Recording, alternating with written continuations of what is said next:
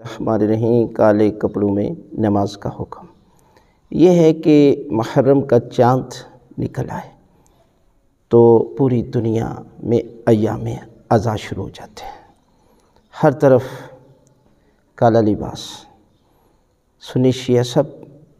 کالا لباس پہنتے ہیں، اور جو نہیں پہنتے اور جن کے دل میں اہل بیت کا بوس ہے وہ کہتے ہیں کہ جی یہ فرعون کا لباس تھا، اس میں کوئی شک نہیں ہے، لیکن آج نہیں ہے، اس لیے کہ اس زمانے کے لیے باتیں اسی زمانے کے لیے ہیں کہ جب انسان جو ہے وہ اس کو اپنی تکبر کی علامت قرار دے۔ آج تکبر کی علامت نہیں ہے، آج تو وکلاء بھی احتجاج کرے تو سیاہ پٹیاں باندھ کر کرتے ہیں، آج سیاسی بھی اگر احتجاج کریں تو وہ سیاہ پٹیاں باندھ کر احتجاج کرتے ہیں، اس لیے کہ یہ غم کی علامت ہے۔ لہٰذا کالے لباس میں نماز پڑھنے میں کوئی حرج نہیں ہے، کوئی مکروہ نہیں ہے۔ بعض